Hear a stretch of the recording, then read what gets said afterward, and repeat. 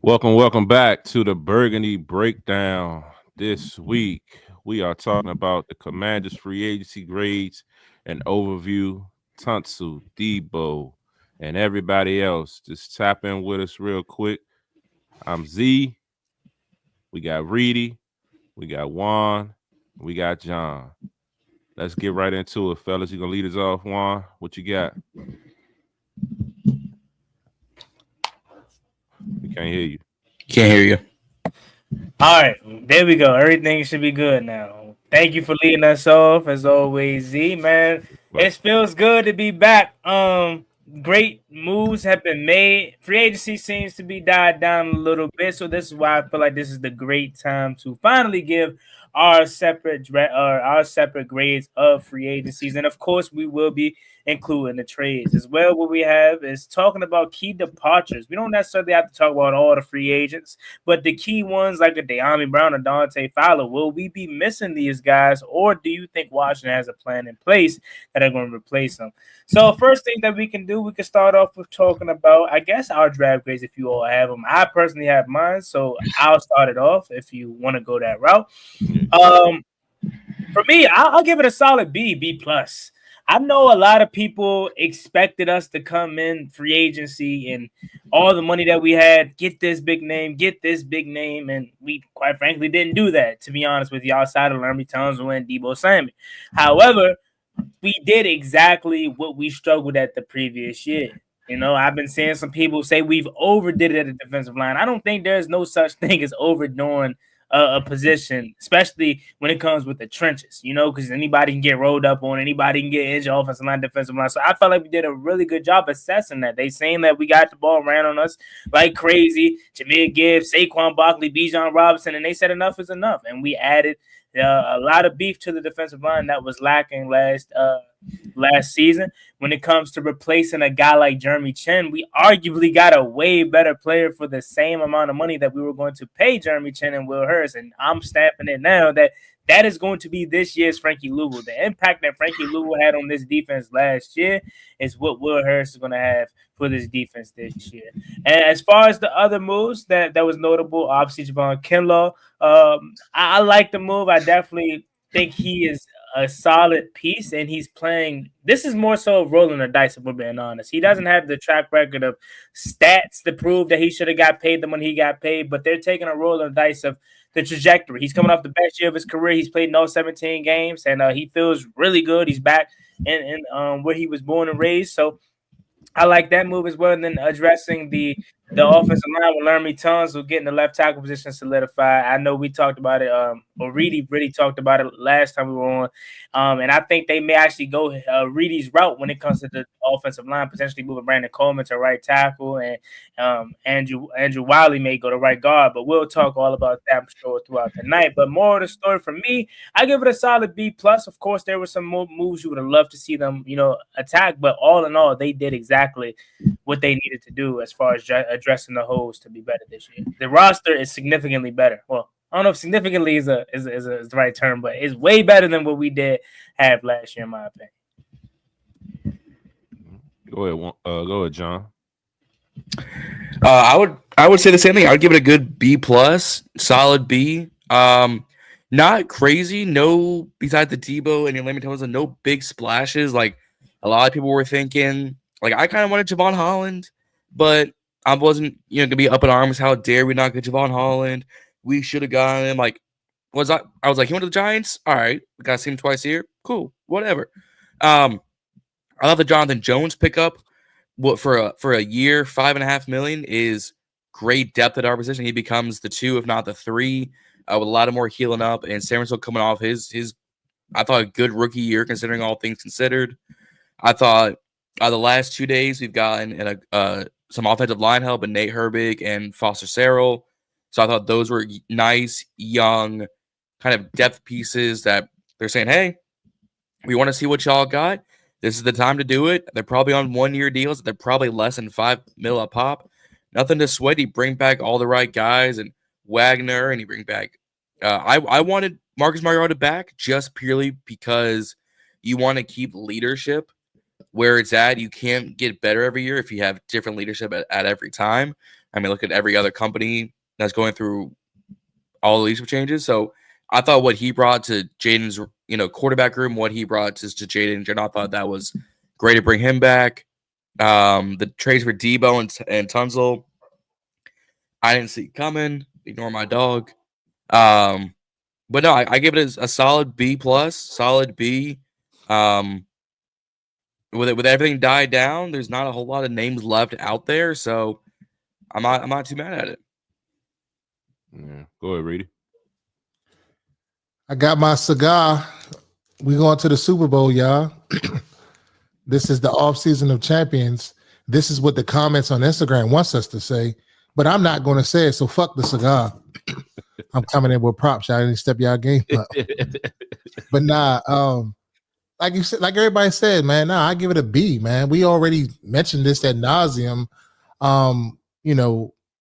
Good signings, good quality signings. I think the Deebo trade that kind of caught me off guard. I really wasn't necessarily expecting that, and I damn sure wasn't expecting to go get Laramie Tunsil on a trade. So that's a good move on Adam Peters' behalf and Lance Newmark's behalf. But I am pumped up about No Diddy, the Jonathan Jones signing. I think he's like, if you look at him on film, like he's a dog. He's always constantly like making plays. He's like kind of like that pest, like a fly that's just always around. Like he may be beat, but then when he comes to make the tackle, he knocks balls out. He's handsy. Like, so I like everything that he brings. And then I tend to agree with Juan. After I've been doing more research on the safety that we got from the Saints, I don't know if I want to say that he's going to be the Frankie Louvu of this year, but I definitely think he's going to be a solid player for us.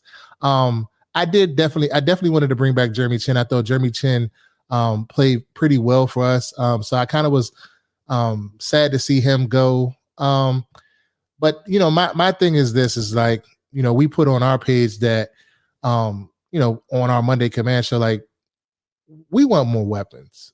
Like, I get what they're doing. I understand it. I understand you got to fill a roster out, but you got to go out and get the best players available. Fuck the cap. Figure the cap out later. All of these teams finagle the cap every year. 1 minute they got negative 24 million in cap space, and the next thing you know, you look up, they got 50 million in cap space, and they're signing this person and they're signing that person. So why do we get caught up with the cap? Z made a good point earlier in the week that the cap is going to reset anyway, because we got I think it's like 15 dudes on 1 year fucking deals. So that's going to reset anyway. I'm just a firm believer in going out and get the best players. Like, you don't have to necessarily get the names, but I just want dogs in here. Like, I want people to compete. I want people to be able to make plays. If I want Jaden Daniels, if he's having a bad game, to somebody to be able to step up and take his place. Like, we can't put all of the pressure on a second-year quarterback. As great as Jaden Daniels is, as great as Terry McLaurin is, as great as Deebo is, we're going to need other pieces offensively to be able to pick up some of the slack. So that's all I'm saying on that. Like, I just wish that we would do some more things. I do understand that the draft is coming, and, we're trying to build, more in the draft. But given the fact of what we've given up in draft capital already, it's kind of like slim pickings for me. Like, because if you take a player at 29, like, what are you going to do at 61? Are you kind of got to trade back at that point to get more picks? Like, you know what I'm saying? Like, so that's why I'm kind of like focusing on my effort in free agency, because I feel like the draft is kind of iffy for me, like what they're going to do. Like, it's a lot of unknowns. So I'm like, if we can fill a lot of these holes in free agency, then we can have 5 draft picks or 6 or 7 draft picks and be fine. You know what I mean? Like, you got to realize that if you watch the draft, or if you watch historical drafts, that down the line in the later rounds, some of those players pan out, but majority of them don't. So you got to think you might get 3 quality players that's really being meaningful for your team. So that's just my whole point. But like everybody else said, I give it a solid B thus far. So I'm gonna just hold my full judgment until we get through the draft, and then I'll give y'all a better synopsis of how I really feel. Yeah, and I mean, like I said last week on this show here, last Wednesday around this time, I give it a B minus, minus, minus, minus, minus. And I'm locked in on that. I feel like since then, we haven't really done much to kind of raise that grade. I mean, like Reedie said, I mean, I went into this free agency expecting more, and I mean, I just feel like I'm slightly underwhelmed. I'm not. I don't want to seem like I'm ungrateful for what we've done. The trades definitely offset things for us. Like we did go get some meaningful guys, you know, Deebo, then Tunsil. That was definitely highly meaningful. You know what I mean? But then again, like I said, the Kinlaw thing is kind of up in the air. But from what I've been hearing and what I've been seeing around, that they're talking about using him as like an elephant type DN, you know, a D tackle at the end. So that's what Dan Quinn likes to do to help stop the run. And like, you know, you guys mentioned, you know, pretty much the D line moves, the guys that we bought in were kind of centered around, you know, Paul's beefing up the D line to, you know, to be able to fight against that run, which is cool because I mean we got 8 up last year on the run. I definitely wanted to see some pass rushers come in the building, and I think there's a list of quite a few that's still out there. So I mean, it's a kind of wait and see, you know, what we do there. You know what I mean? Like we said with the Zadarius Smith, you got Von Miller, you got Preston Smith, and a couple of other guys. You Matt know what I mean? Judon. Yeah, Matt Judon. So I mean, it's not a situation where it's like, you know, a lot of people keep trying to come at me and Reedie about saying we want names and we want this and we want that. But just like, you know, one of our loyal guys, Wes, put in a comment is like, you know what I mean, in order to have a name, that means you had to do something on the field. You had to be somebody. So, you know what I mean, if it's a no-name person, that means they ain't really do nothing. Show me the stats of a no-name person. So, you know what I mean, a lot of people kind of honing on that. It's like, I mean, that's what you got to do sometimes. Bring in some names, bring in some guys that's been around, that's known to be threats. So I'm still looking for that pass rush threat. I think Wise will probably be the closest thing to kind of give us some push. And I think is it Eddie Martin, the guy from Chicago. Eddie Golden. Eddie, no, not Eddie Golden. It was a Eddie dude named Goldman. Martin. Oh, you talking about Jacob Martin. Jacob Martin. Okay, my Yeah, bad. I'm mixing names. But yeah, Jacob Martin. You know what I mean? They show that he has a little bit, you know, he's done a little bit as far as, you know, rushing the passer and things like that. So he may be sneaky, but again, that's kind of one of those potential signings. So I mean, we went out and got a lot of guys to, you know what I mean, to see what they have potentially. And you know what I mean, as of right now, it's just not striking me, and I'm really not too moved by some of the moves, but we'll wait and see. I'm not, you know what I mean, when I speak on it again, it's not that I don't trust AP. It's just that, you know what I mean, I can't look at it and just make some strong predictions. Oh, we get an A, you know what I mean? Oh, we did like that in the free agency. Nah, I mean, it was top heavy with the 2 guys in the trades, but you know what I mean, what else is there? I do like the Jones signing. I told Reedie that. I was like, I love that signing. Yeah, he's a smaller guy, but he gritty. He fits the mentality, the character of a commander, as they, you know, they continue to talk about. So definitely not mad at that signing. And the Will Hurst is in the same category. You know what I mean? Flies over the field. He's ready to knock anybody out. I'm hearing that he covers better than Chin. So we'll kind of see. I definitely wanted to keep Chin, but, you know what I mean, he went out to LA with Vegas with the Raiders, and he got 16 million. So I kind of see how that, you know, how you let that walk. You know what I mean? He got paid. You know what I mean? I still want more in the receiving room.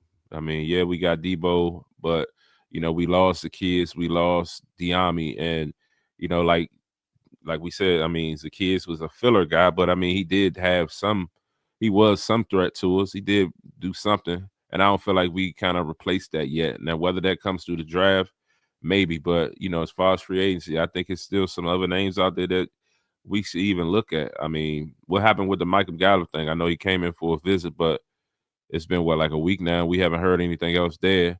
You know what I mean? So I just want to see. I think it's going to another. Yeah, he going on another visit. Is it to the Seahawks or something like that? Yeah, I think actually it is Seattle. Yeah, he going on another visit. So you know what I mean? Just something to kind of, you know, keep my eye on as well. As like, what else we gonna do in that receiver room? Because I technically think that we need 2 guys. I mean, because as of right now, it's literally Noah Brown, Osborne, Terry, and Deebo. Literally. And Luke. And Luke. Yeah, and Luke. So we'll kind of see what's going on there. But definitely like some of the moves we did on the O-line. I still want a starting caliber guy. Like, as I will continue to say on every show that I hop on and mention, Nick Allegretti ain't a starter in this league.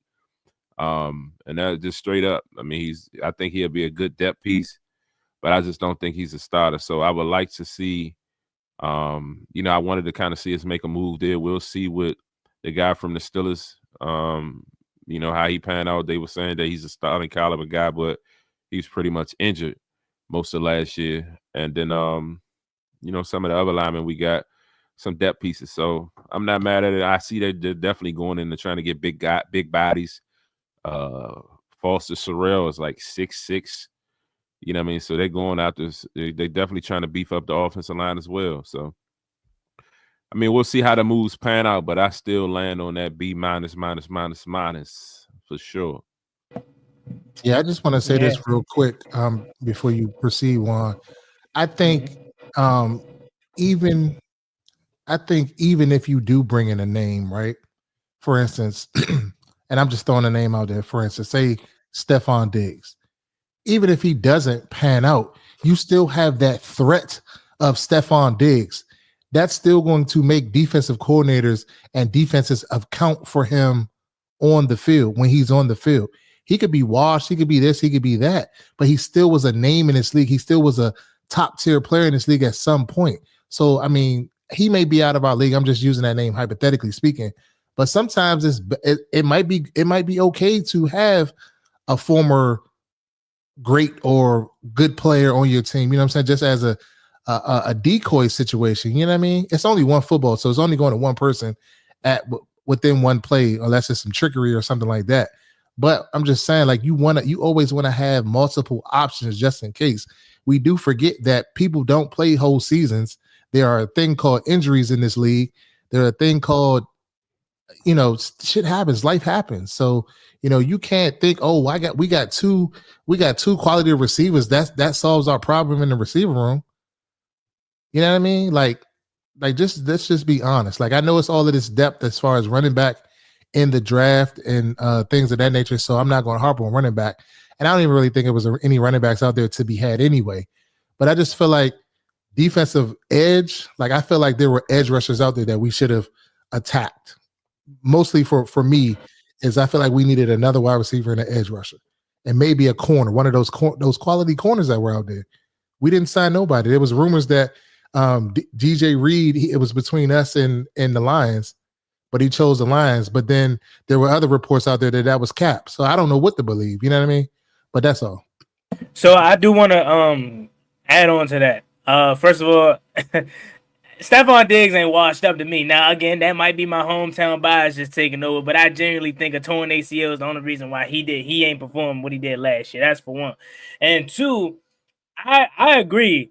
I felt like we needed more, and bringing in big names along with some of these smaller guys isn't necessarily a bad thing. However, we can't like force them to sign it. That's the thing, right? If Adam Peters, if it ain't come out to say we had interest in Joey Bosa, we had interest in DeMarcus Lawrence, and we just ain't signed them. They either wanted too much money or they chose another team. So for all intents and purposes, what I'm saying is it ain't like it's the past and we just sitting on our hands and Ron Rivera is just not able to get these guys. No, Adam Peters is trying to get these big name guys, and they're simply just not choosing Washington. That DJ Reed comment you brought up, it came from him, his mouth. It quoted. He said that he chose the Lions over the Commanders. So Adam Peters is trying, bro. I mean, I don't know what a lot of people want from him. Now, Joey Bosa, for my example, for an example, is who they had interest in. I'm glad we didn't get him because that's not the veteran edge that I wanted. I feel like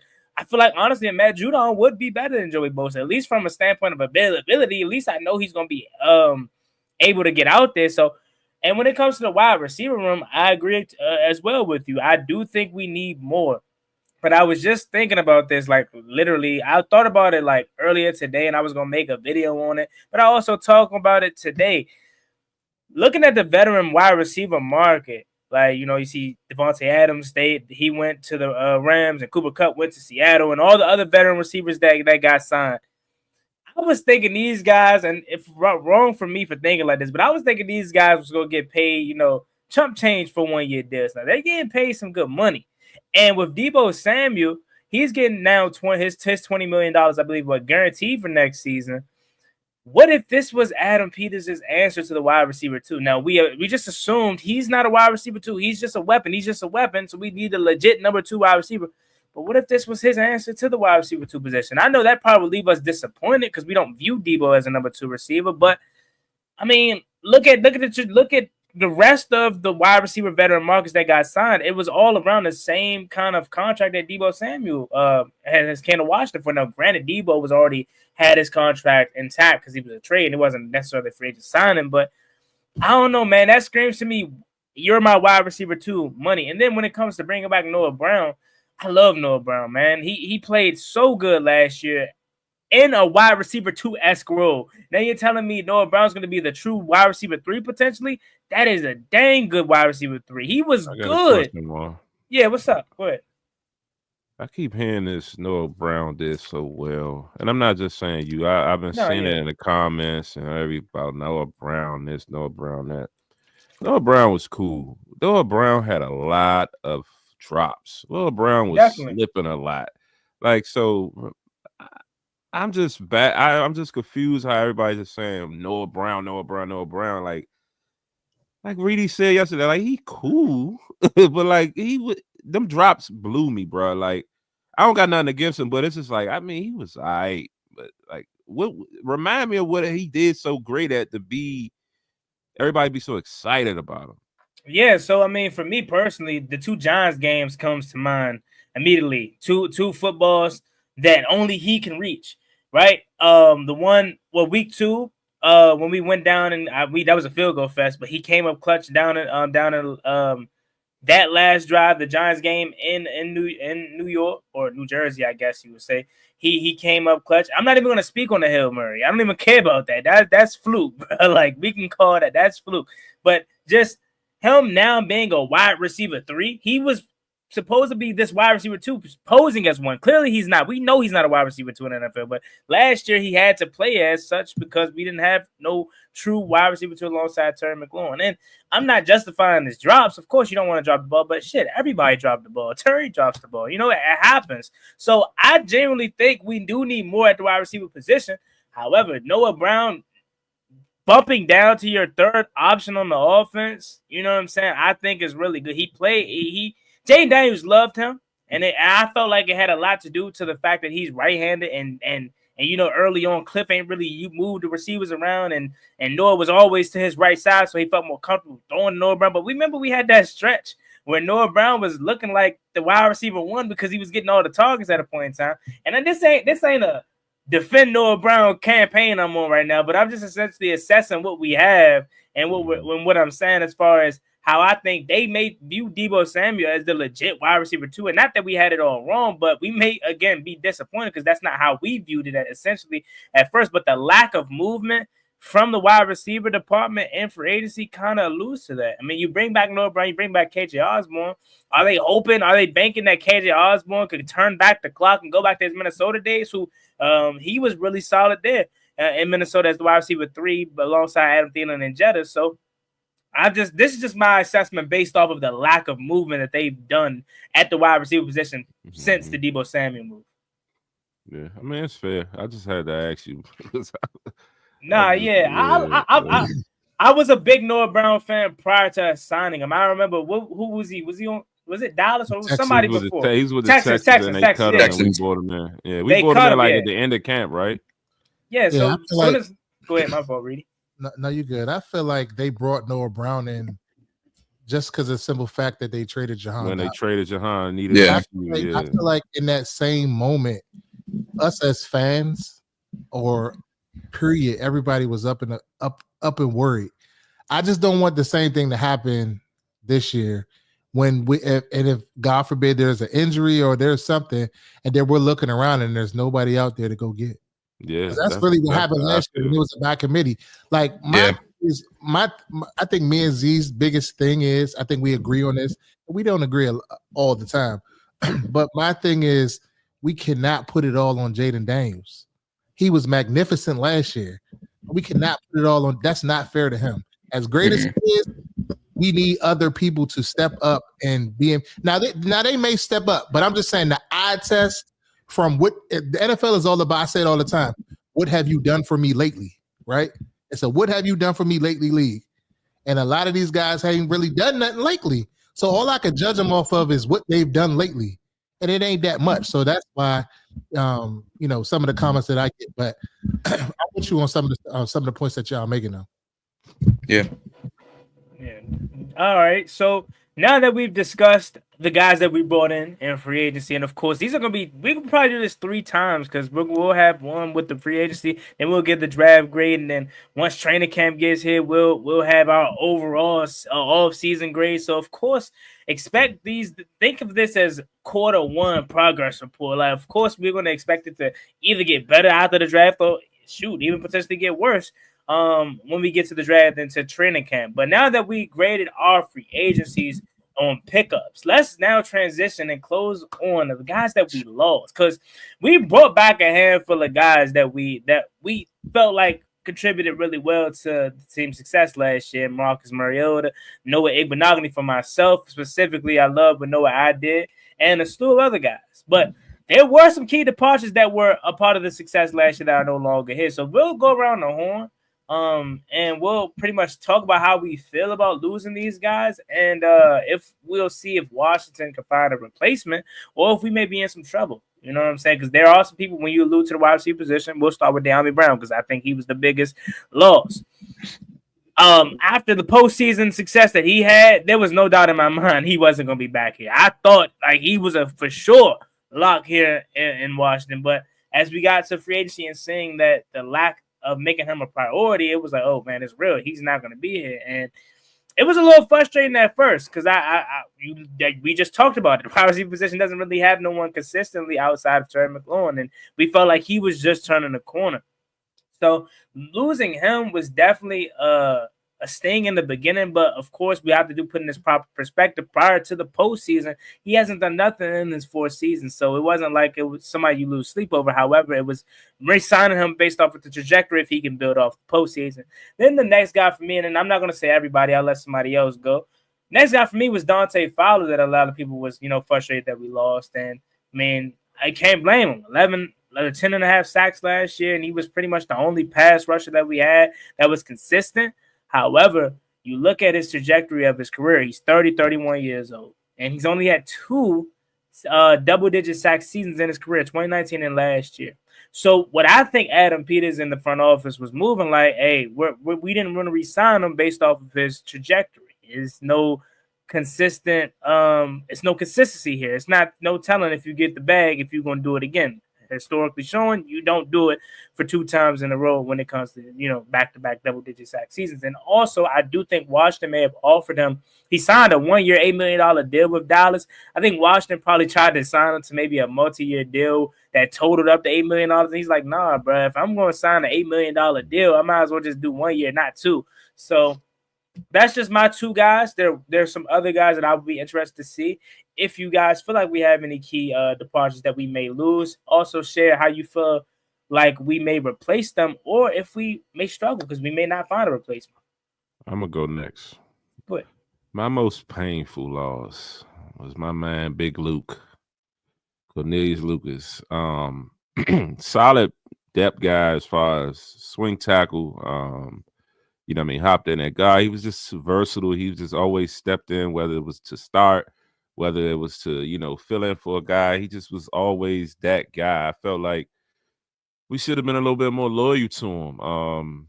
I think what he might have signed like for $5 million or something for the Browns or something like that. I'm like, damn, we ain't had that for my man Luke. I think that's going to hurt us for sure. I mean, it's still time to go get other guys, and I'm not saying he's not necessarily replaceable, but just to say that versatility just kind of separated him from other guys. Trent Scott is cool and all that, but like wherever you put Luke at, he showed up and he held his own. So that was like the most painful loss for me. And I would say another loss. I was a little I kind of a part of me was as hard as I am on him. A part of me was a little hurt to see Diami go, but I figured, you know what I mean, he got the bag, so it was cool, and I knew they wasn't gonna pay him. But expect this one is gonna surprise Reedie because I don't really not really high on this guy, but based on how they moved in the wide receiver room, like you let Zacchaeus go. Like Zacchaeus started kind of hooping towards the end of the year. You know, Eagles game, playoff game, Atlanta game. Like he became a real target for Jaden. I mean, I know he had that drop, reverse pass, was that Dallas? But yeah, he started turning up back into the season. So I mean, I feel like he deserved to be back over KJ Osborne. And I'm gonna keep bringing up KJ Osborne because it's just like, nah, it was just better guys already on the team, better guys that's just sitting out there. So that's my point. Who's next? All right, so I'm gonna go, and I already know who John's most missed player is going to be. Who you call him, groupie? Say groupie. I ain't gonna chime in on that. I'm gonna let John take that. But I'm gonna get ready for that. For me, I think, like you said, Z, I agree. As I look at more highlights and more film now, I feel like we didn't really appreciate Olamide Zacchaeus. I thought that he made a few plays, like and then also Deami Brown, that stretch that he went on later in the season. But they dropped the and this will reminded me of it because they dropped the Commanders log yesterday. So when I was watching the Commanders log, I was just seeing like some of those plays where Deami is like really stretching the field.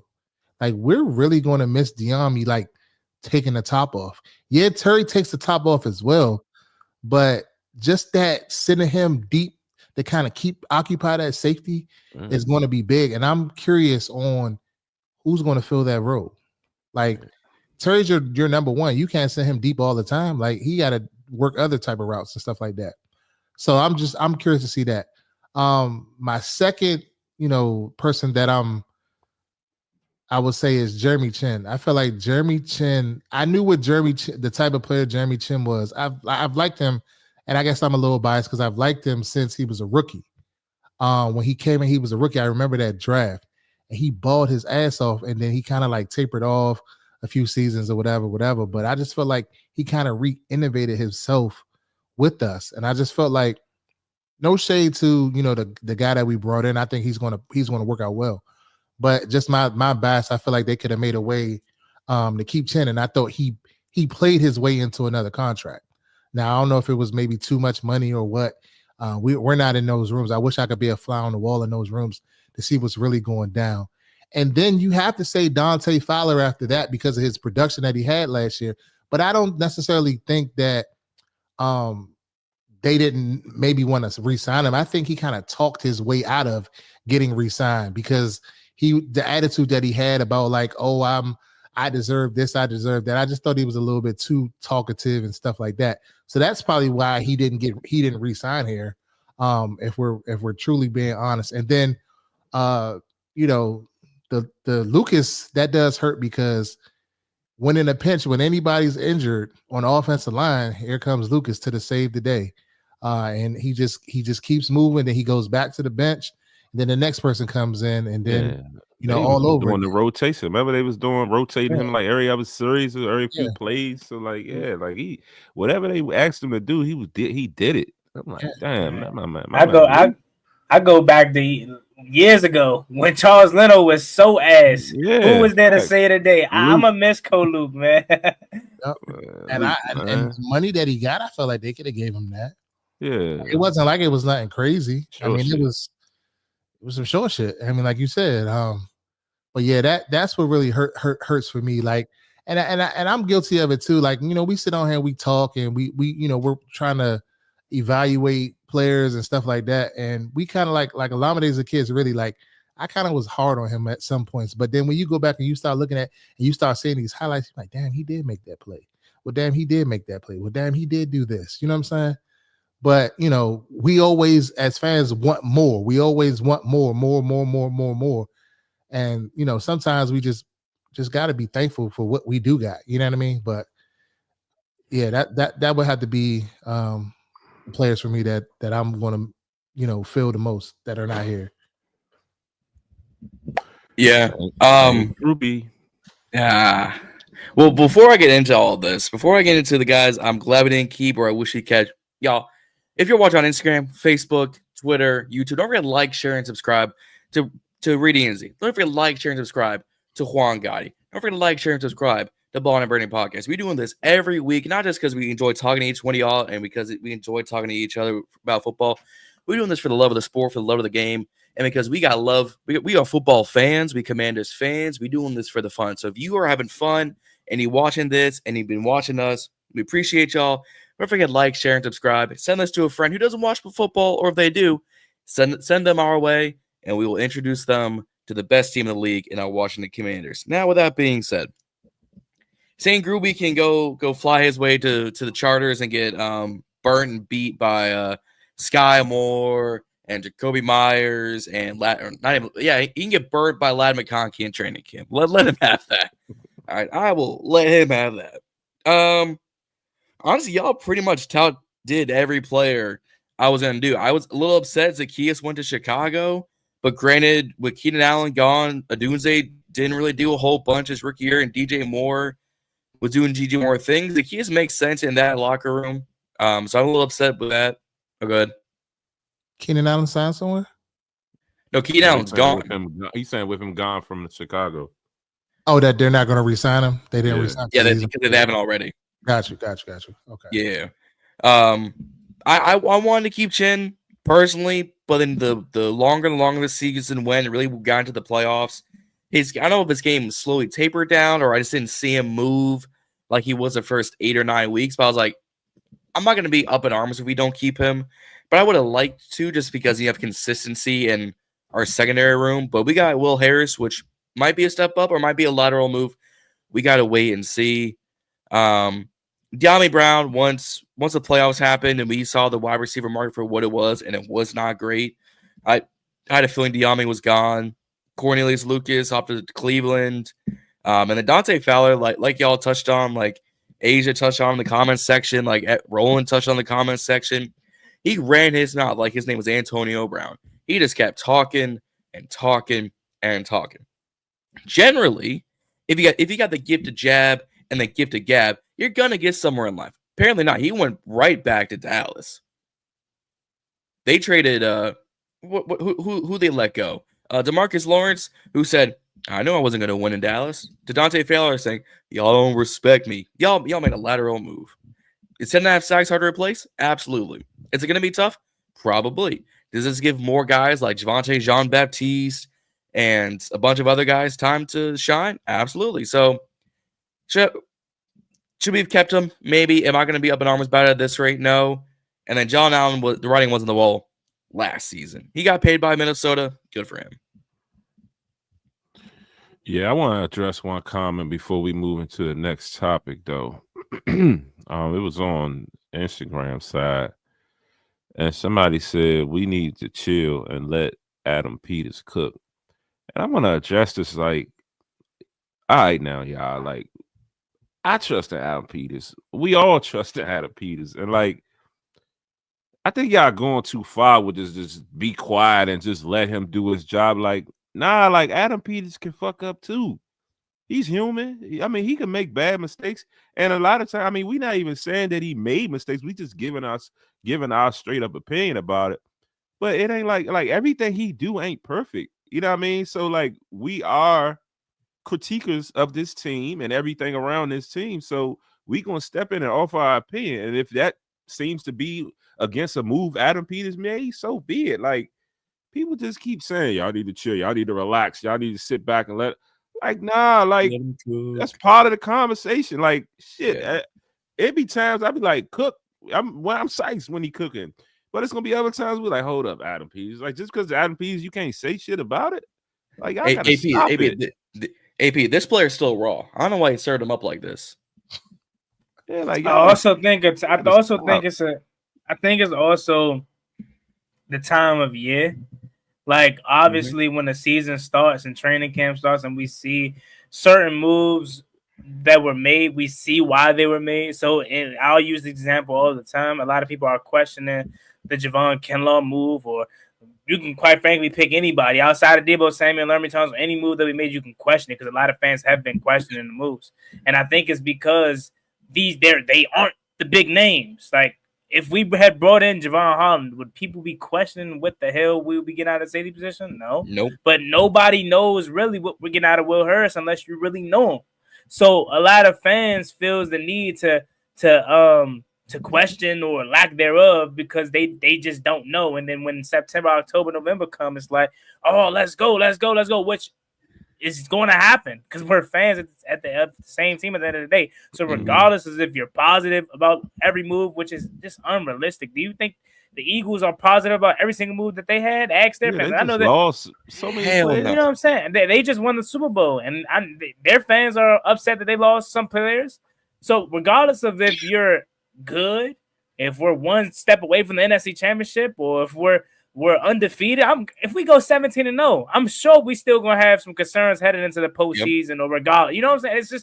That's just the nature of life. Nothing is ever perfect. No team is perfect. No person is perfect. And Adam Peters has done a damn good job, but you can't really be upset at anybody for questioning it. We're not even questioning it. It's just conversation. Just offering an opinion, And trust me, and this is Juan saying it's a person that has came out and said multiple times that fans need to relax and let him do his job. I have said that before in this offseason because I've trusted every single thing that he's done. But just because someone said not necessarily are all in about a specific play don't mean they don't trust them. They're just uncertain about the player right now because it's March. It's not September. So like, look at this comment. We took Luke McCaffrey in the 3rd round off nepotism. I'm like, that's real.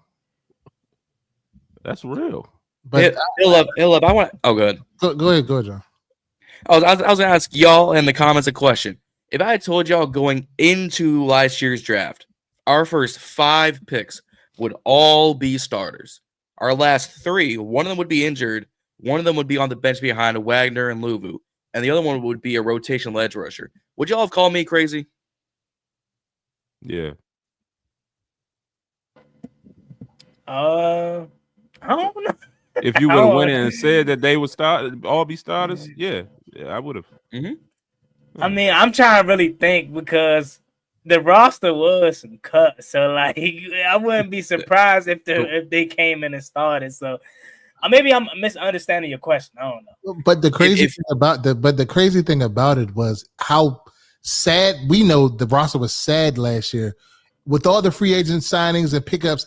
People were still saying like, "What? Like these?" People, now that they've kind of seen we had success. Now it's let Adam Peters cook. Let him do this, let him do that. Like an API trust, but like Z's point, like this is just our opinion. It's an opinion.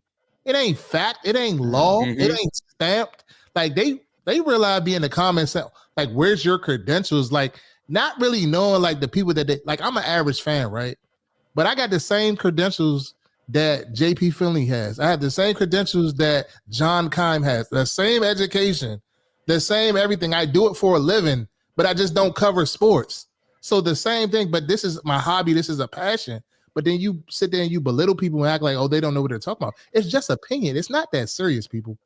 But go ahead. A lot of the same people that were questioning the Frankie Luvu signing last year are the same people that's going to be first buying his jerseys this year. Everybody call Frankie Mo. What's up, Frankie Mo? Everybody love Frankie. Right. Yeah, so I mean, every move he make, y'all just got to realize that everything Adam doesn't just because he had a nice draft class last year and because we went to the NFC Championship, every move does he make doesn't mean that we can't speak on it. Like every move is not going to work out. Right. That's all we're saying. And like it's okay to question it. Still trust the man though. Cook. No, like that's the thing. That's what make listen. Ain't like cooking what I want him to cook. For me, go ahead, Reedie. Like I hate to say it, like, but like people throw around this. People don't really know football. People don't this. People don't. I think some of these people that make these comments really don't pay attention. Like we're locked into every second of every day of alerts on our phone when this comes out, when that comes out. We're watching like you realize like we just not getting up here just talking. This is well researched shit. Like we ain't just getting up here just talking out the side of our neck. Like this is hours upon hours of reading articles and doing this and doing that and just keeping up with it. You may be the casual fan, you're a lunch break and you're just okay. I read an article. Oh yeah, they said this, but like people ain't just up here just talking just to be talking. Yeah. You know what I'm saying? Yeah. So I wake up at 3 in the morning looking at my phone alert, seeing the team made a move. shout out to my guy Fruit Snacks. You're my guy, of course, Fruit Snacks. But in AP we trust. Y'all sound like people saying Terry was washed. So that's the thing, right? I remember those conversations. That's the thing. A lot of people that were saying Terry McLaurin was washed, it was prior to him having this season. So it goes back to the time of that take. Now, granted, of course, it's like, why are you saying Terry McLaurin is washed? Well, they probably said that back in May and April when they didn't think this was going to happen. When they had other receivers, you know what I'm saying, true wide receivers that had already, been shown that they can be legit 1,500 yard receivers. No one expected this season from Terry McLaurin unless you truly thought, you know what I'm saying, Jaden Daniels and Terry was going to click immediately. Now, after seeing that they had some type of, connection, now you can expect a 1,300, 1,400 yard receiver season for Terry McLaurin. If people say Terry's washed, then you can call him crazy. But for me, you can't really say someone doesn't know ball or whatever if they're saying a player is washed or they're not. I don't think no one was saying Terry McLaurin was washed. I just think people were saying Terry McLaurin isn't in the conversation of top five going into last season. So, like when we say 1A receivers, like he was a 1, but he was a back tier 1 because if you go back and you look at the stats and the rankings, Terry was not up there with the Jamar Chases, with the Justin Jeffersons, the Amaras, all of the anybody you name, he wasn't up there with him until this year. Once he got Jaden Daniels, then he was in those matrix. So that was the only knock on Terry. As good as he was still a good receiver. He just wasn't considered and knocking on the door to being an elite receiver. You know what I mean? Yeah, but it's with that word elite. Yeah, but I mean, I say that to say is don't get too bent out of shape of someone's opinion. Just like they have their opinion up here, we have our opinion up here, you have your opinion. You know what I'm saying? It's all opinionated until September, October, November comes around. So I agree with you. I really don't like that. You don't know ball. I hate that. I hate that because you can't tell nobody. You can't tell nobody they don't know football just because they don't agree with your opinion. Now, if I would have sat here and just said, "Oh yeah, I agree," you would think I know ball because I'm just saying I agree with you. But because I don't agree with your opinion, I don't know football. Nah, bro, that's what cool. makes the debate fun. I mean, who wants the yes man that's just always going to agree with somebody? Like, you know what I mean? But it's like the thing, the overarching theme is just like it.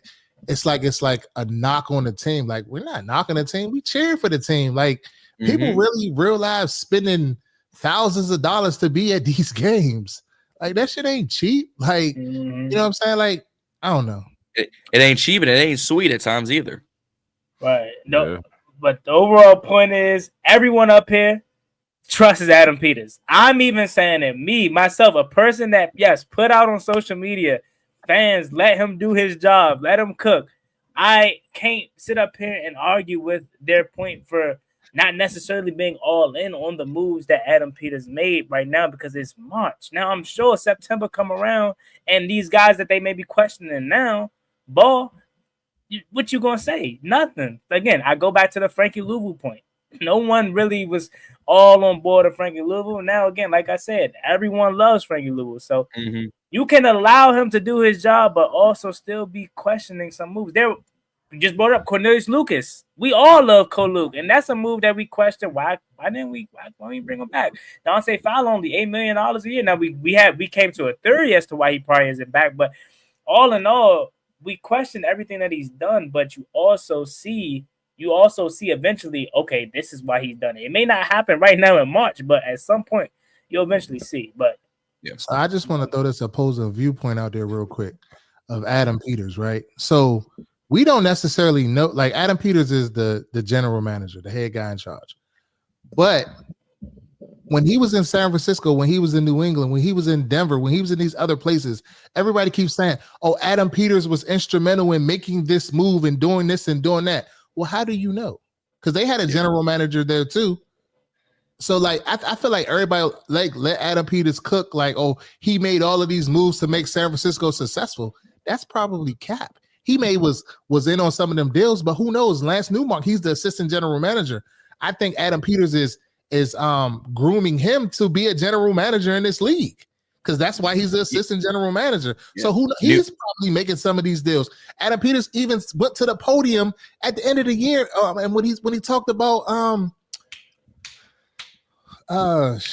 what's his the guy that was used to be the GM, Martin Mayhew. Martin Mayhew. He said Martin Mayhew was instrumental in doing some of the contracts. So that tells you that it's other people in the organization that's pulling strings and stuff like that. Adam Peters may have final say so, but we don't know if every single move that is made that is actually his fingerprints on that move. Ultimately, like, he's the head guy in charge, but there are other the whole thing, like when you're working in organizations, and people can probably say this from their job, like you delegate authority because you're trying to train the person under you to come up to take your job. So these guys are probably, making these choices. We don't know. Like they said, Adam Peters made the choices in San Francisco. Like they gave it all to Adam Peters. Like John Lynch didn't do nothing. Like whoever their scouts or anybody didn't do nothing. It was just all Adam Peters. Yeah. We don't know. So AP will be the first person to tell you that. And with Reedie saying that, don't take it as, oh, we're not trying to give Adam Peters his credit. Right, no, right. It's a team effort. Yeah, and that's how we want it. We don't want it how it was in the past. We don't want it how it was when Dan Snyder was here, and we wanted Darnell Savage in 2019, but instead Dan Snyder came in and made us take Dwayne Haskins. We don't want that again.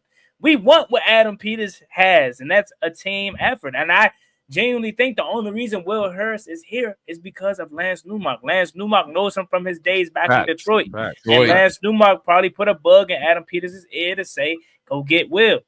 So all in all, we love Adam Peters, but of course, that's the point of discussion. You're going to question and talk about different topics, and but you're gonna, even if we're good, bro, like you're gonna have questions about what we get. It's just talking. Correct, we could win. We could go 8. We could win all 17, 18 games, and we'll still be. Well, why did they call this play? Like that was dumb. They called that on third down. Like we could have did this. Like what were they doing? Like I told you to run the C gap. Why'd you go up the A? Yeah. Well, go ahead. We can move on. Yeah, definitely shout out to Z for that comment. I did not expect that to go that long. I'm not gonna lie to you. I mean, we had to address it. Like I love it. Yeah.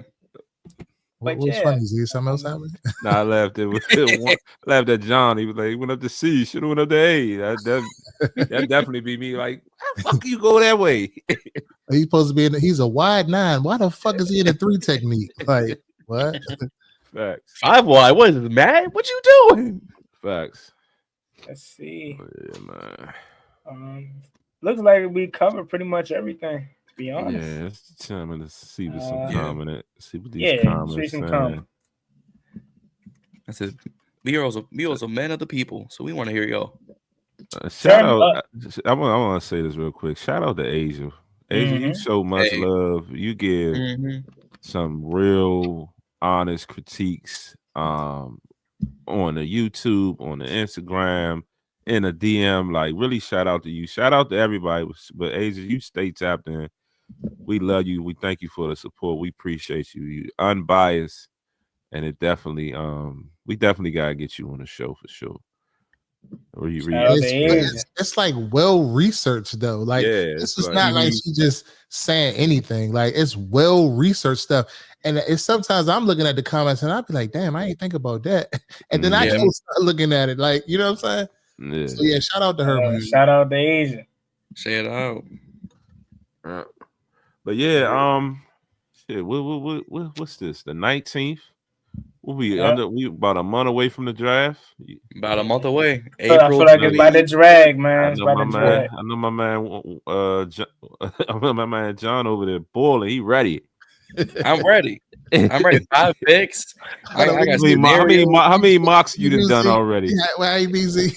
Y'all want to know? Y'all want to know how many mocks I've done? You like Saint Groupie was drafted fifth round out of boom boom boom. That shit. Out of USC was the airport.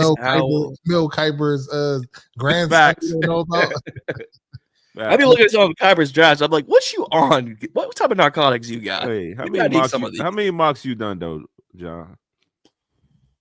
This season or last season? This season. Hold on, you started working on this year mocks last year? No. Well, no. I take that back. No, last season I was up in the hundreds doing mock drafts. I was starting these in like December. I'm probably at least 100 on PFF alone. I'd be using like different sites because PFF's big board is whack. They got Shador Sanders falling to like 25. I'm like, y'all on that narcotic. Yeah, nah. Yeah, he definitely. Man, you definitely Mel Kiper, bro. I ain't gonna lie. I can't. Nah, for real. So what you seeing out there though? What you think? We trade back? I mean, we just give a sprinkle of the draft. Should we trade back? I'm in the trade back camp. There's a lot of good talent deep in this draft because I forgot to tweet it out, but the value you're going to get at 29, you're going to get similar, if not the same value about 40. 40, yeah. 29 to 40. So if you're going to trade back, was it 11 spots? If I do my math correctly, I'm not a math guy. I'm out here doing Steiner math. But if you move back 11 spots and you get an extra third and you get a fifth, you go from 5 picks to 7. You're going to get the same value player. And you might get a better player because some teams, remember, we got Johnny Newton at 36. Ruka Roro, the D tackle from Clemson, was projected in the 4th and the 3rd. He went 35th to Atlanta and did a whole bunch of nothing. We got Johnny at 36, a projected top 10 prospect, projected top 20 player, fell to 36 because of his foot issue. Cooper DeJean, top 20 prospect guys, Philly got him at 40 because of us. Good players are gonna fall. People use this all the time. Tom Brady fell to 199. Yeah, because what was his name? Tim Couch, whatever his face was in 1999. What is the first overall pick or the second? Yeah, something like that. His first overall pick to Cleveland. The Browns, yeah. And he's on the long. He wore number 2. Yeah, he wore number 2, and he is on the CVS receipt of bad QBs in Cleveland. So good. So good players are gonna fall. That's fact. I wouldn't go back. John is on them narcotics. That's facts though. Bro, go to that's facts. I'm dead. But they asked, somebody asked before we move to that too. What do you think about our interior linebacker depth? A linebacker? Yeah. Let me pull the bar depth chart. All I'm gonna say is Wagner, is Jordan McGee. Walker is gone. So it's Hampton that linebacker. Yeah, Wagner, Dom Hampton, McGee, and Nick Ballore. Nick Ballore. Yeah, you know what? I like that. It gives. I like McGee. I've been a fan of his. I've been eating crow this whole year because I told him he'd be the steal of the draft. I've been eating crow since week 1, but it's okay. I'll still support my guys. Granted, he was hurt, so you can't really fault yourself for that. I was just gonna jump in and say quickly, Jordan McGee is about to be a stud, and I think that I was gonna make a video on that as well. I think that's the reason why we didn't make that many pass rushing moves as far as getting big names in it, because I think Jordan McGee is about to take Frankie Louvu's spot, and Frankie Louvu is about to be utilized as Michael Parsons here this season, along with young Martin. And I think Javon Kinlaw, he can move all around as well.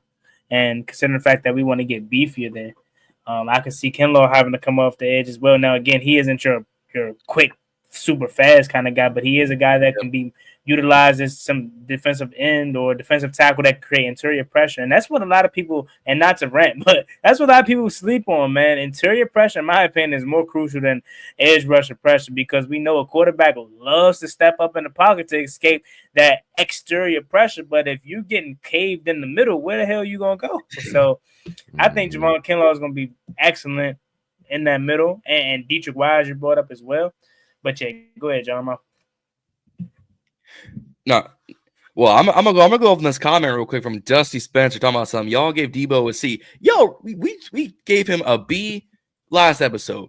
We gave this whole offseason a B. You know how easy it is to get somebody to click on these videos with a thumbnail like that?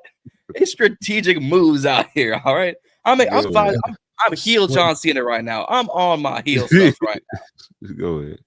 As he said, the fans want more and more and more. And y'all didn't ask about how we feeling. It's so easy getting you to talk about that right now. I'm sorry, I didn't go on. What's your man John Cena said the other night that it's the fans' fault because they never respected it's the fans' fault. It's a toxic, abusive relationship, and I'm breaking up with y'all. Hey, but I want to ask you something, Juan, real quick. What made you? I heard you earlier in the show said that you think that they're possibly going to move what I suggested last week with moving Brandon Coleman to the right tackle and then kicking Wally inside. What made you change how your thought pattern on that? Because we traded for Laramie Tunsil. I mean, before when you were saying that, he wasn't here, so I was assuming Brandon Coleman was going to be probably another. Huh? They made the trade. That's why I said it. No, that's what I'm saying. That's where. Wait, really? Yeah. I thought you Ben said that like a minute ago. No, it was right out there. It was right out there. I'm a firm believer. I don't think that. I think that the kid can play left tackle. I think he was saying, my bad, Reedie. I think what we were saying, if we got a left tackle, it would be good to put him at left guard or right tackle because Ronnie Staley was still out there at that point. Okay, but after Baltimore signed him, then we shifted Tunsil. Oh, okay. Well, yeah. So whatever his name is. So to answer your question, it was simply because obviously Laramie Tunsil was here and he's left tackle, and after assessing it, it just seems like they want to move Andrew Wiley to guard for some reason. I'm getting that kind of vibe. Well, they did bring in Nate Herbert. I don't think they may view him as a starter, but he is 26. Also, was it Foster Sorrell as well? I think he can play guard and tackle. So maybe they're hoping he can be the new Cornelius Lucas. So it's just for me, it's how they're moving. I was all for Andrew Wiley staying at right tackle, but he had obviously the experience in Kansas City with guard depth or with playing guard. And since we don't have a direct contingency plan that we can rely on to play for right guard for Sam Cosby while he's out, I think that's the more trustworthy move that they feel is, that can help the offensive line kind of stay intact. And to your point, that's probably the best route we can go at this point. If you ain't going to bring in a guard or that you genuinely think can hold it down, which you shouldn't because Sam Cosby is going to be back. So, like you said, if you were Ben saying as soon as we made the trade, Laramie Tunsil. Well, I think what y'all saying, Nick Algreedy shouldn't be starting left guard. Yeah, was that your scenario? In your scenario, was Algreedy a starting left guard? No. Nah. So my senorio was Laramie Tunsil would be your left guard, left tackle. I was saying like if we went and got Mekhi Becton because I just feel like because my scenario was encompassing on competing with the Philadelphia Eagles because I don't see like in our division like if I'm just being honest like that's the team that we're gunning for, like they're the defending champions, so we're gunning for them. Like forget the Cowboys, forget the Giants, forget anybody else. We have to come up to their level. And as far as like they beat us in the trenches, offensive line and defensive line, I felt like we wanted to get bigger to match up. So when Mekhi Becton was on the board, I was thinking, well, damn, we might go get him as a guard, and you bring in Laramie Tunsil, you bring in Becton, then you flip. Well, Cosme's injured, but when Cosme's in there, you have Cosme as your right guard, Biotis is your center, and then you kick Coleman to your tackle, and that's your starting five. Because I was looking at it from the aspect of they're not going to re-sign Wiley after this season because this is the last year of his deal. So I was like, well, they're already going to try to gel and get that cohesion in the offensive line. So that's why I kind of like kicked Wiley out. But, historically, they have said that Andrew Wiley has been better at guard when he was in Kansas City anyway. So I can see him going to guard. I think Allegretti could play guard. Z doesn't think he could play guard at all. And like he's a backup type of player. But I mean, the eye in the sky don't lie. Allegretti was kind of getting steamrolled last year. if we're being honest. So That's the word, mold. mold. Wow. Okay. Phil W. want Reedie to answer this question. What's his question? Top rushers on the right side? Question mark? Top what?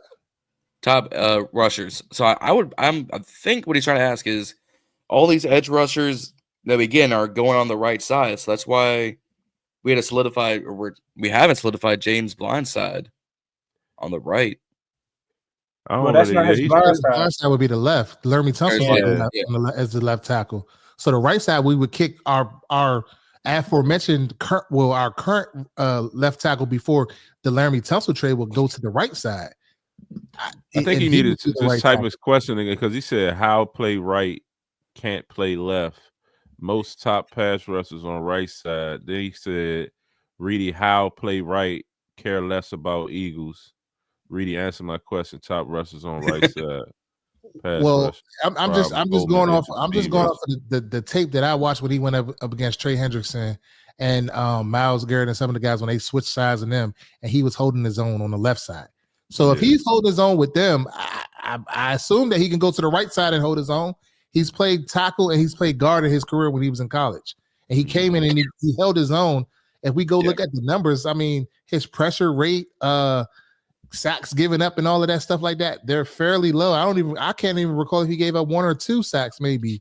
It seemed like he's trying to say Coleman has problems with speed rushers. Oh, okay. I can see that. I mean, okay. Well, you give him help. Chip. I mean, every tackle is going to get help. I mean, sometimes he'll be out there on the island, but I mean, Lermy Tunsil obviously is coming in, holding down Jaden's his blind side, but Jaden also can see on the right side. And Jaden was actually, while he was getting beat, Jaden was getting out of there using speed because he ran to the right most of the time this year. Correct. Most of the time. So, I mean, if Wiley was good enough to play over there, Coleman is definitely good enough to play over there. And I'm not shitting on Wiley, but that first year kind of gave me a bad taste in my mouth for Wiley under our previous offensive coordinator. I ain't gonna mention his name, but last year I thought Wiley played much better, and I told Z that he played better last year. But you know, with him, he signed a 3-year deal when he came here, and this is the 3rd year of the deal. So we kind of got to make contingencies for when he's gone, or if they don't re-sign him.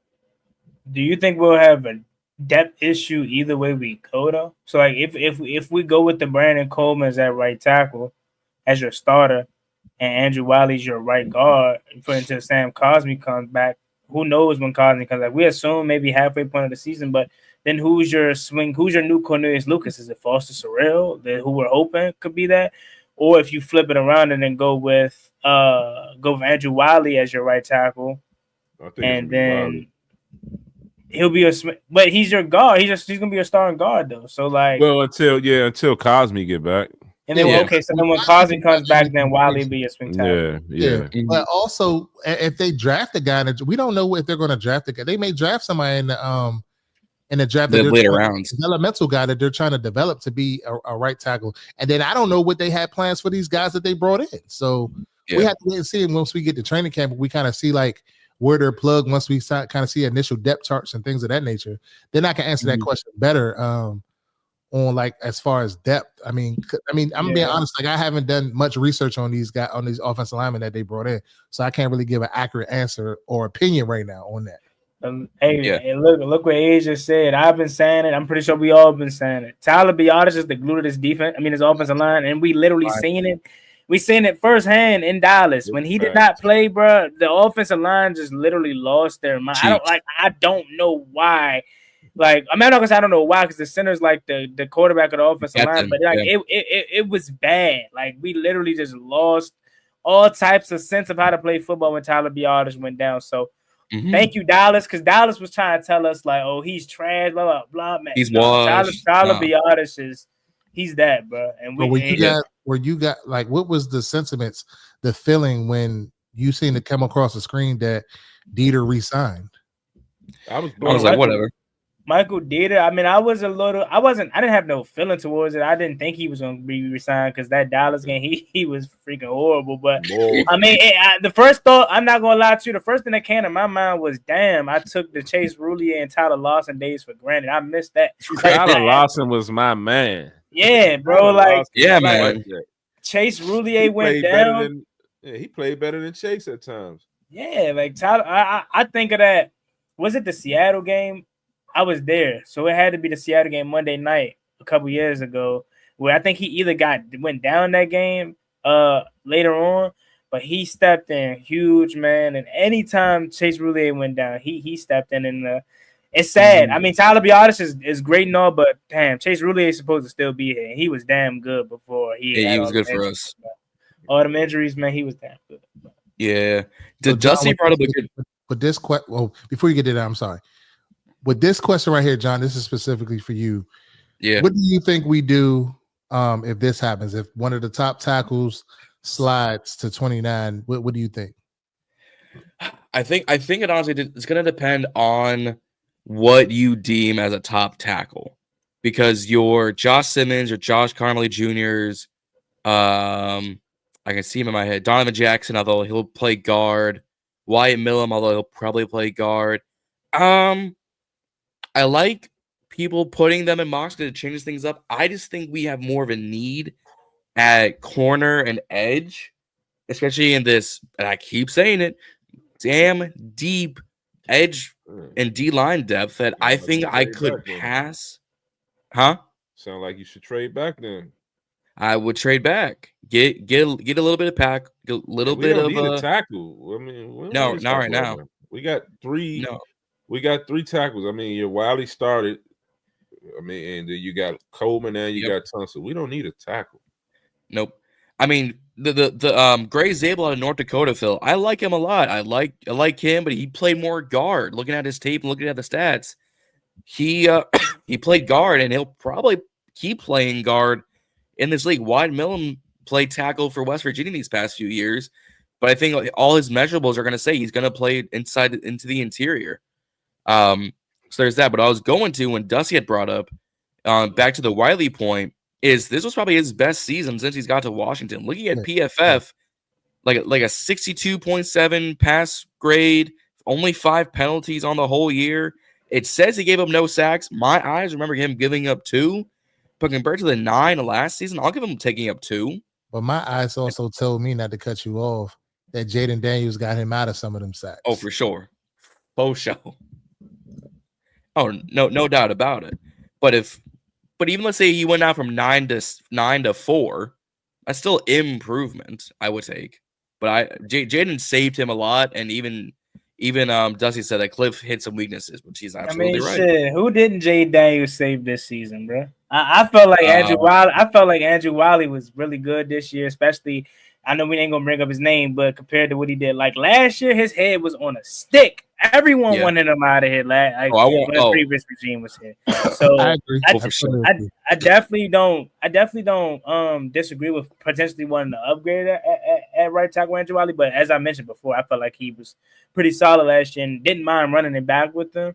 Especially after watching that mic'd up versus the Ravens, seeing how he is, with the team, kind of been a leader of the team, having that Super Bowl experience as well. I definitely expect him to play a lot this year. Now, I do, like I said, I kind of switched gears to Reedie's scenario, and I do think he's probably going to end up being the guard until Sam Cosmi comes back, which may absolutely work out in our favor because we get a test run of what Brandon Coleman could be as a right tackle. If he's just shitting it up, then it's like, all right, left tackle, you wasn't the best. Now we need a right tackle for a trial, and you ain't really do too much good. Now, all right, you're a guard. You're clearly a guard. But if he gets this opportunity, go to right tackle, and until Cosby comes back, Andrew Wiley's at right guard and he's holding it down.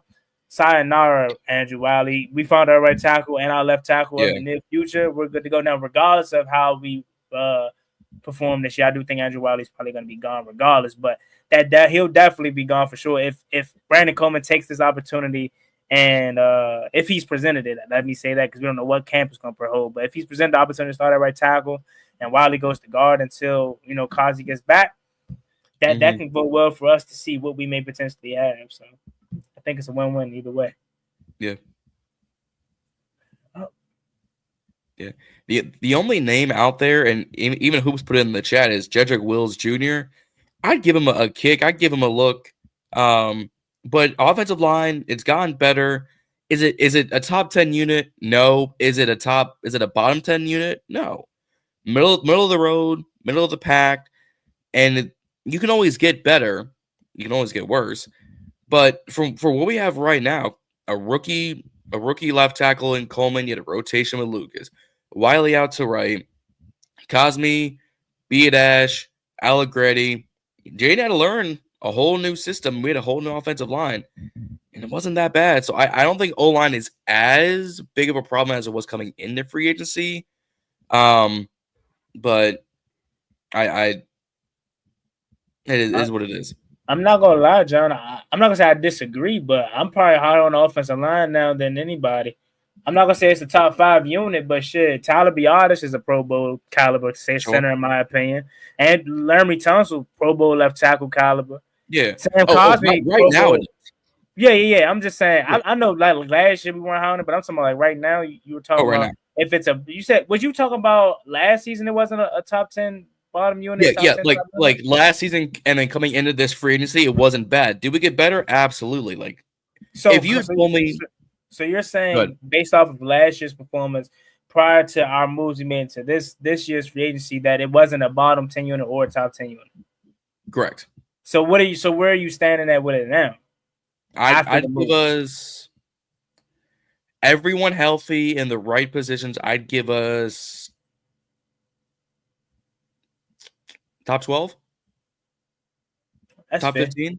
I'm higher on it than most, so I'll probably biasly probably lean more towards that 12 aspect. Because if you really think about it, Laramie Tunsil, like I said, Pro Bowl guy potential if he lives up to it. Sam Cosme, when healthy, has a Pro Bowl potential and All Pro kind of potential. Tyler Biadasz as well.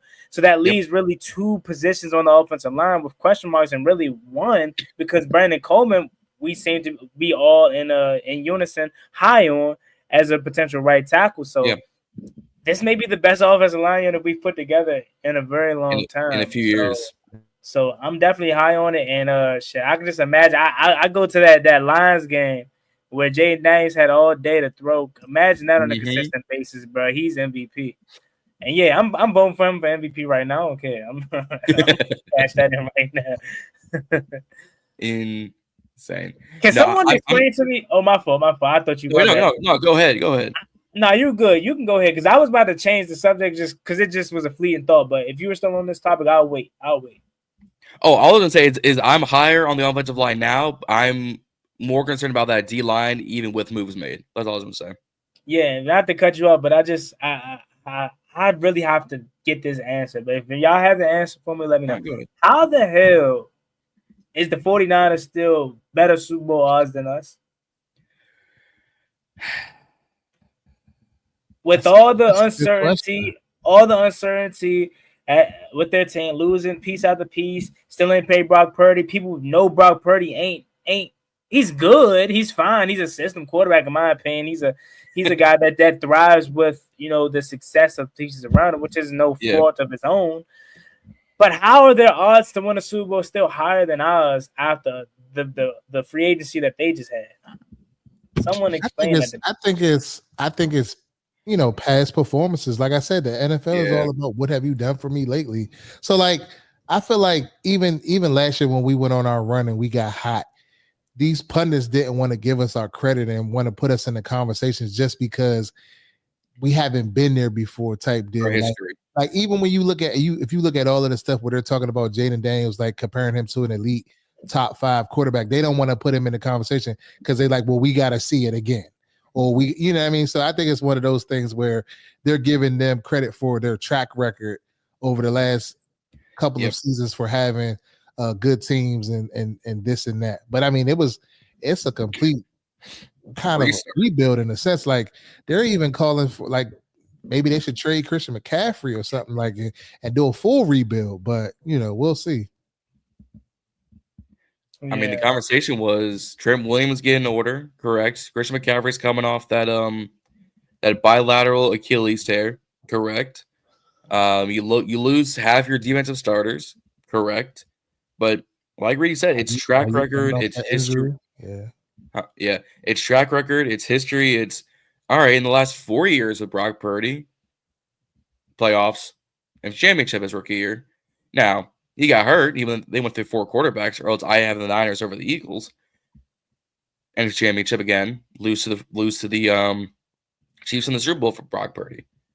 So within the 4-year span of Brock Purdy's career, that's 2 championship games and a Super Bowl. It's the history behind it. Now, I'd say going into week 1, if those are still the odds, say it again, they own that narcotic. Extra deep. But I think it's just based purely on history, based purely on speculation, based purely on a talent on paper perspective. Mhm. Because you can look at the Rams, you might not have great talent on paper, but you're telling me that a healthy Devontae Adams with a healthy Puka Nacua and a healthy Matt Stafford, and we play them, you wouldn't be a little scared? I'd be like, oh man, I don't want this game. I think the odds and stuff like that are probably changed because we're like one signing away from them be over glazing us saying that we're going to go all the way. If we go bring in, say, for instance, hypothetically speaking, we went inside the Stephon Diggs or Amari Cooper or somebody like that, and then we go in the draft and we trade back, and one of those top tier receivers or running backs or whomever slips and falls to us, and we get them or we get somebody else, then they'll the odds have changed. I mean, it does every year for a vast number of teams. So I think we got a lot of time left for the Super Bowl odds and stuff to change. Definitely. Okay. Zee?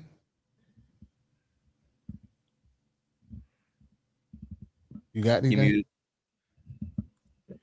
Nah, I ain't got nothing. I agree. I was saying I agree with what you're saying. Definitely, if we go get somebody, they're gonna be glazing for sure. Yeah, I'll bring up one thing because it came across all of our desks today with all the league proposals. Is the Packers want the tush push banned, and the comments touched on it earlier. I don't know if it was Asia or TJ or Phil or whoever else. What are y'all's thoughts on that getting banned? Because honestly, I just don't care at this rate. I'm gonna keep it a buck. I'm gonna keep it a buck. I know. I mean, I'm not gonna be the one to go to the board and request it to get banned. But if it got banned, I'd be happy as shit. Like, you know what I mean? Like, get it out of here. Me personally, I don't mind it. I mean, it is what it is. It's frustrating when you're on the other end of it, but it's a football play. The only thing that I kind of got problems with, because like in youth sports and in I think maybe even collegiate or whatever, like you can't like kind of help the runner or whatever. Yeah. So that's the only thing I got an issue with is like them being able to push him. So if they cannot push the quarterback, like the running backs and stuff come behind and push him, then I'm fine with it. I mean, it's smart. You know what I mean? Like, my thing is why we don't run it in a back or a quarterback to do it? I would do it too.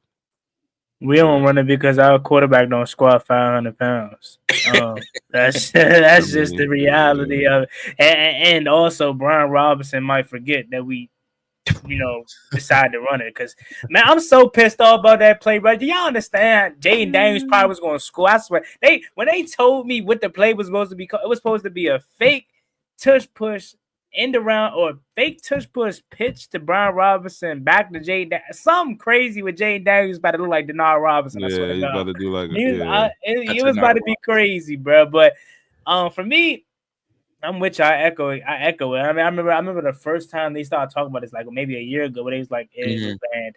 I didn't like it. I was like, bro, I'm a Commanders fan. I hate the Eagles, but I don't like the thought about it being banned. They came up with the idea of a tush push, and they're executing it. Stop it.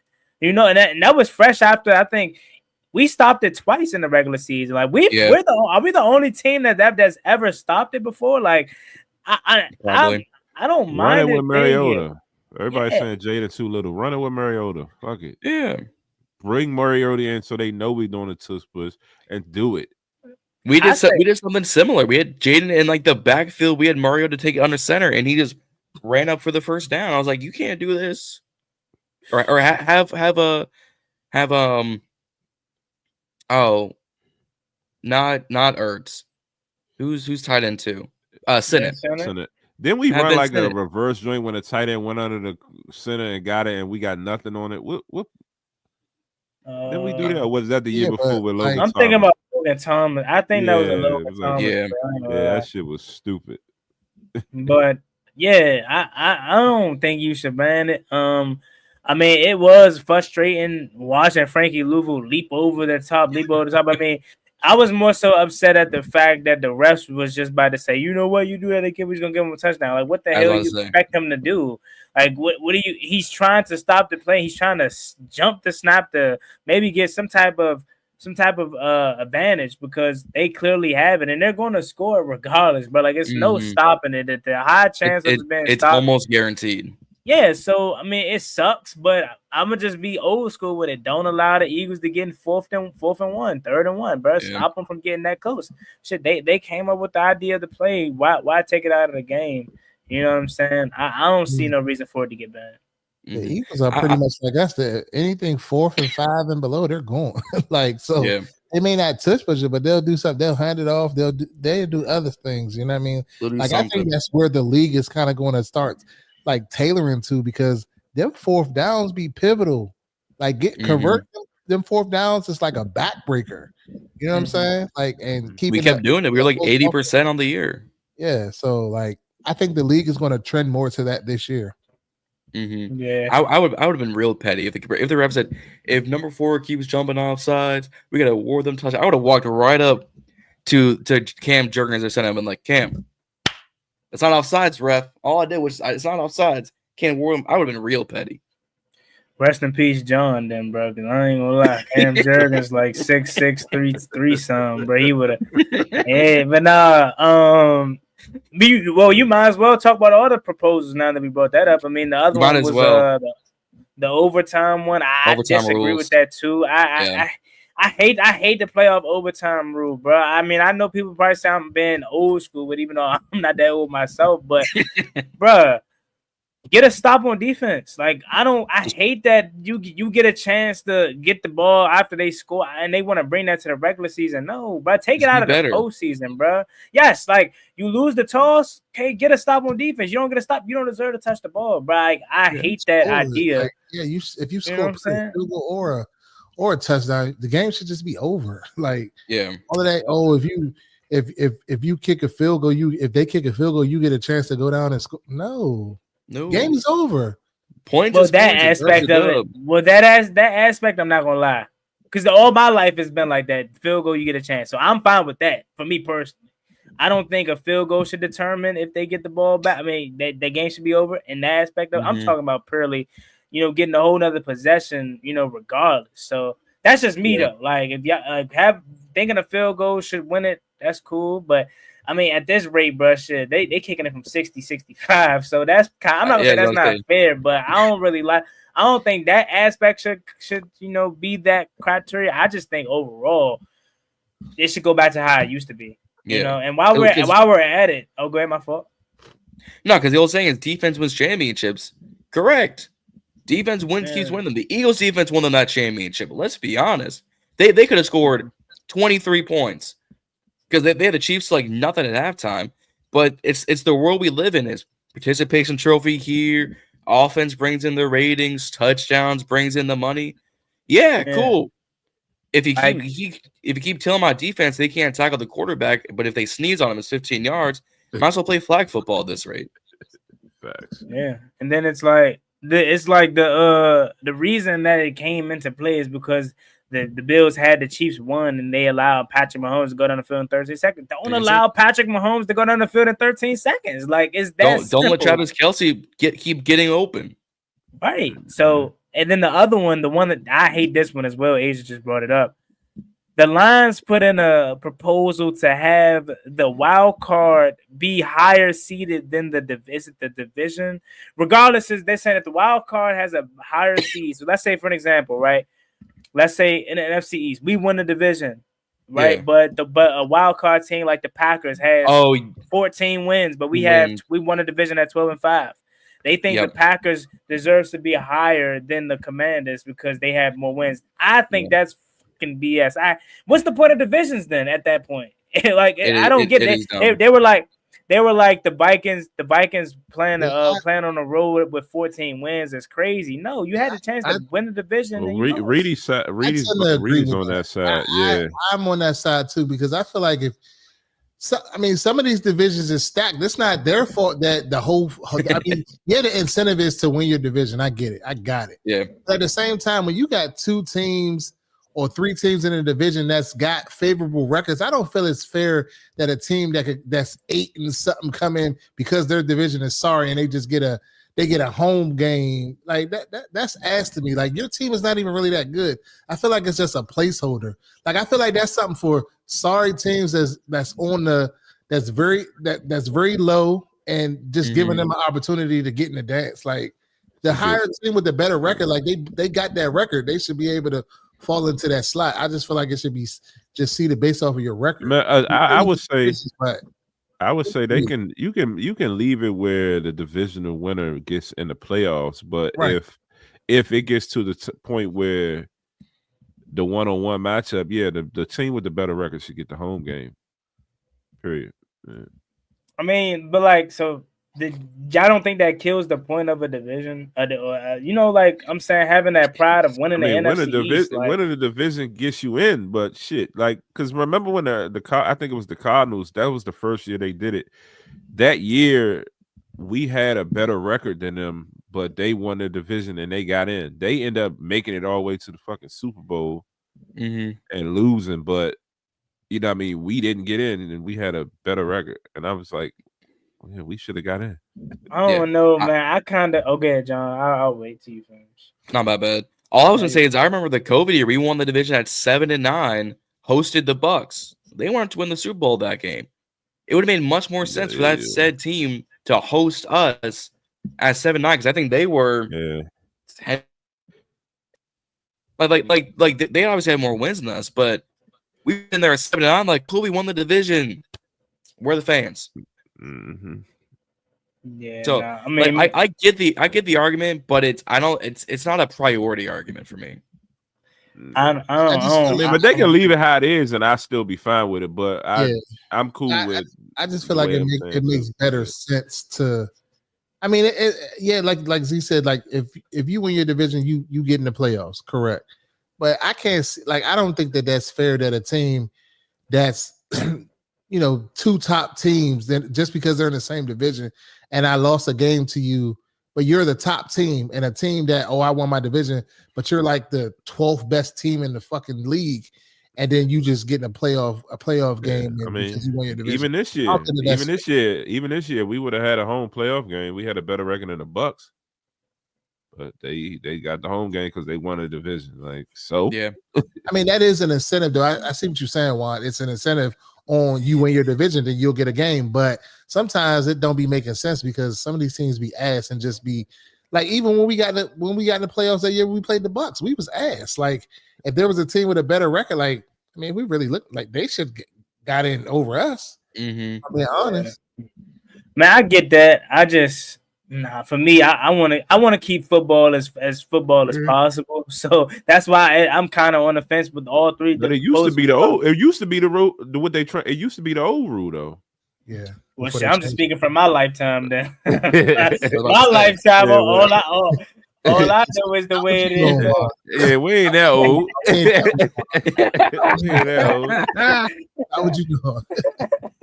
Yeah, but, used to be the old. But nah, I don't know, man. I get it. I understand it. And like that's cool to have it that way. I just go back to that Minnesota game from this year. Minnesota, you won the home game. You had they were at your house, and Sam Darnold showed you why you shouldn't pay them. Which you know what I'm saying? He gave the Seahawks a preview of what he's about to do in Seattle.